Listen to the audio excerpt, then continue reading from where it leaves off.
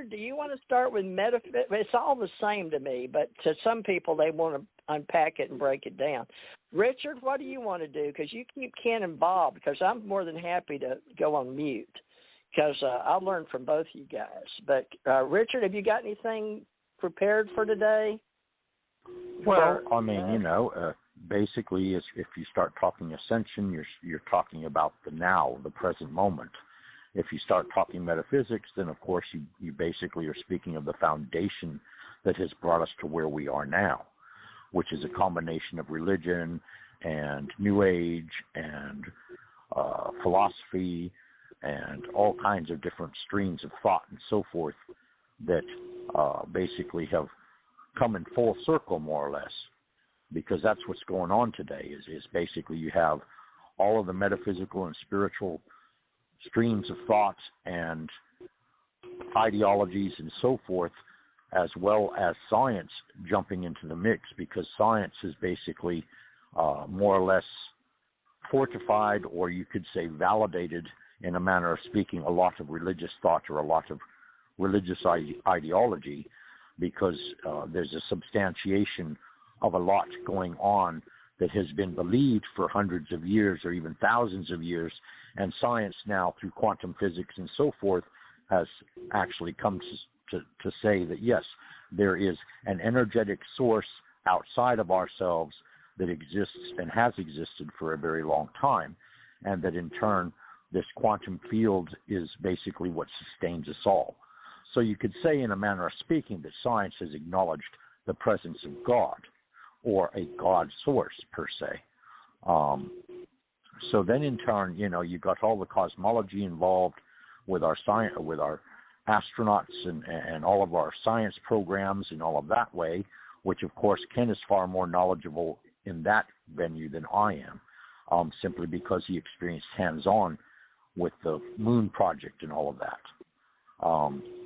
So anything that you could add, Ken, that would in turn substantiate, I guess, extraterrestrial existence or ufology, any of that would be more than welcome, because that too is endorsed, because naturally we're not the only ones in the universe.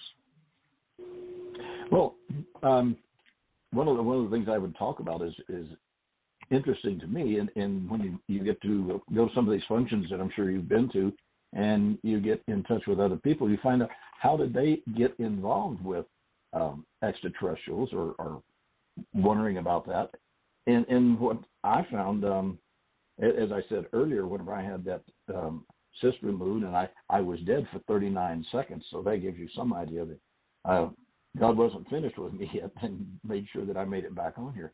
But what I would like to bring on with people is that we are not alone. And that's one of the main things that we've been able to come to understanding with, that when God created the earth, the heavens, and the universe, that we are just a part of what the total existence is. And so when we're looking at the opportunity to have direct contact, now that is where I'm looking at it. I'm staying really close to some of the other people that have been putting out research and following up on supposed landing spots and things. It's getting extremely active right now. So I'm the ones I've talked to privately, we're in a position where I can expect that we're going to be in direct contact with other extraterrestrial. We're probably extraterrestrials as far as they're concerned, but gives us the opportunity to raise the consciousness of our generation of Homo sapiens on this planet of Earth. And we can do that, stop all of this insanity of who's going to control the whole world and kill everybody else off.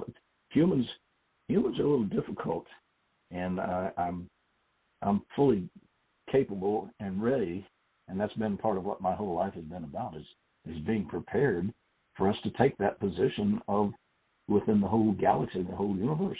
So anyway, I'm going to stay involved a little bit more with TJ, with Blog Talk Radio, and now with you, Richard. I'm sure I'll have the opportunity that we'll be able to talk privately and come up with things that you'd like for me to talk about. Because sometimes when get brought onto something pretty short, and you say, well, what do you want me to talk about? And I say, oh, I don't know, just bring up what your background and story is. And that can kind of get lost at times, and I apologize for sounding like I ramble on a little bit, but I just want to say, okay, as far as background, we know I was dead. I came back. My dad was lost during World War II, and I took up where he left off and became a pilot. I've got over 5,000. I didn't even keep track of that. Pull up my logbook and find out. In fact, I might do that right now. It may be upwards around 50,000 hours.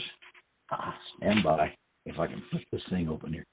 How about 2,670 hours as a pilot in there. So there have been many times flying where I have come in contact with other things that have kept pace with me and look over and say, well, I'm glad we're all friends here in this universe. That's what we have to do is be prepared to communicate with what else is going on in the universe, and hopefully it'll stay in the realm of peace and understanding, and we can grow and we can learn. Now, as far as life growing up with that, there are challenges and opportunities that come around, and we have to just be ready. As far as education was concerned, and I listened to some of the qualifications that TJ was talking about. You've got some very, very well-educated individuals that are part of the whole radio program. And, when you sit down and you start talking with some other people that didn't get that education, you have to be sure that you're willing to discuss it in the level that they are and they can understand. So I'm not superior to anybody. I'm as down to earth as I hope they would want to have me, but then I also will do my best to stay proper and healthy and not go off on some of the alcoholic tracks as well as other people things have. So a lot of it is there. And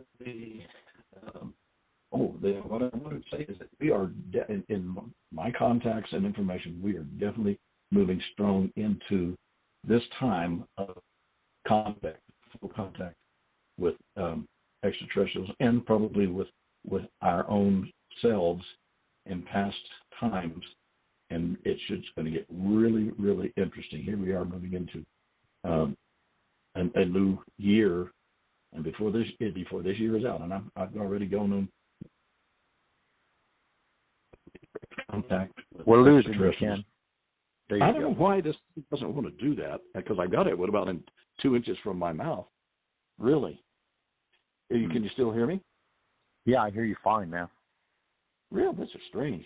Maybe it's what it is? The cable was sliding out a little bit to the phone. Anyway, so I'm saying where I was, we are moving into the phase of direct contact, public-wise, that has been tried to be kept totally secret by governments, European, Asian, and ours over here, that they can't keep it secret anymore, because you can just about talk to any of the pilots and they'll tell you, yeah, we've seen them come up close to us and move off.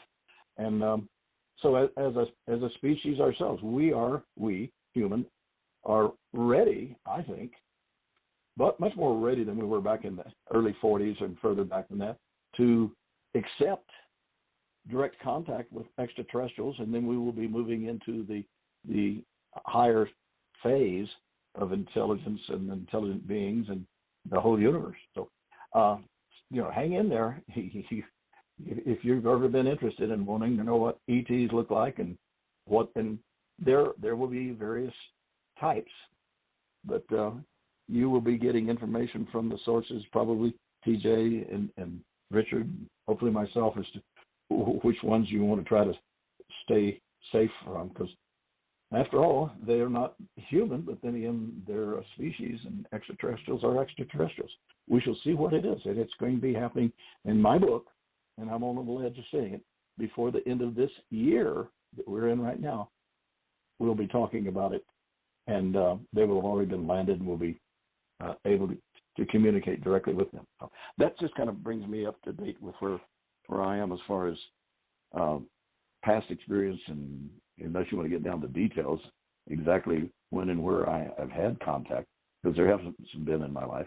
I'd be more than happy to sit and chit-chat with people that will also experience direct contact. All right, that's about it for right now. You guys want to jump back in, Richard or TJ? Give me a break, and I'll hear something you guys say, and then I'll something to add. Okay. Sounds good.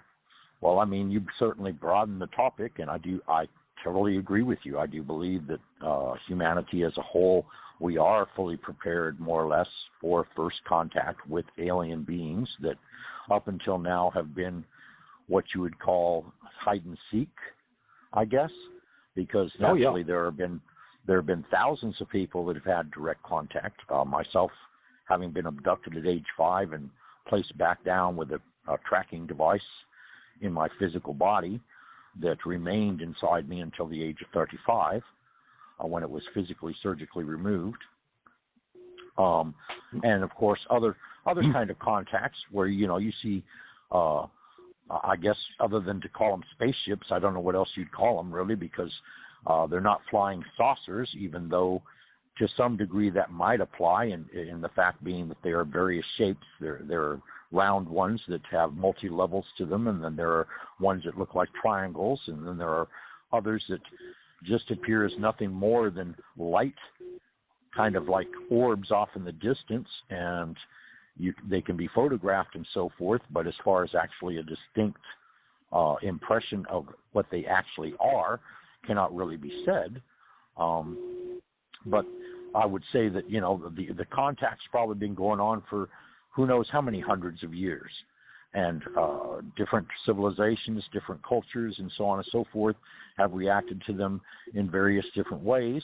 And, of course, now I'm like you. I hope very, very much so that naturally they're going to greet us in peace. And I do believe that that's what is going to be what comes about.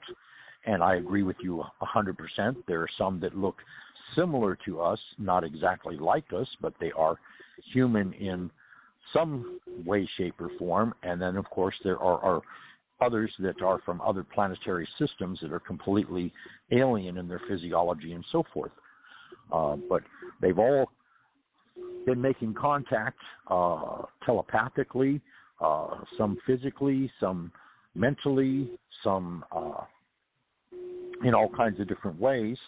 And I do believe, again, I have to agree with you that if in fact this does transpire, hopefully our consciousness as a race will raise to such an extent that we will be completely fine with it, and we will greet them in a very peaceful manner, and not, of course, resort to fear and anger and lash out at them from the perspective that maybe it's going to be some kind of invasion or such. Right. That's for sure. And I didn't mean to interrupt. I'm just agreeing with you where you're at. That will make a big difference. Fine. Yeah. So, where do you feel that we'll be moving into now, and how soon? Or you also have had some contact as well as I have. So I know you feel that perhaps.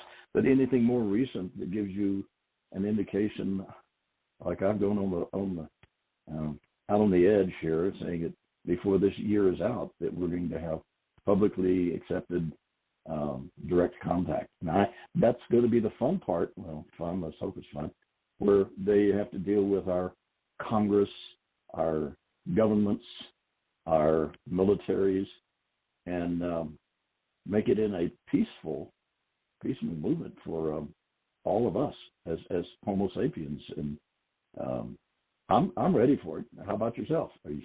Are you prepared? Oh, definitely. I mean, if I were to go out on a spiritual limb, I would have to say that, yes, from a spiritual point of view, there have been lots of contacts with lots of beings from lots of different races and so on and so forth. But a spiritual perception of a spiritual being connecting with you or coming into your environment, of course, is a very personal experience. And a lot of people are going to scratch their heads and say, yeah, right, it's time for him to go to the funny farm, kind of thing. Because naturally, when you start seeing beings that other people don't see, and you start having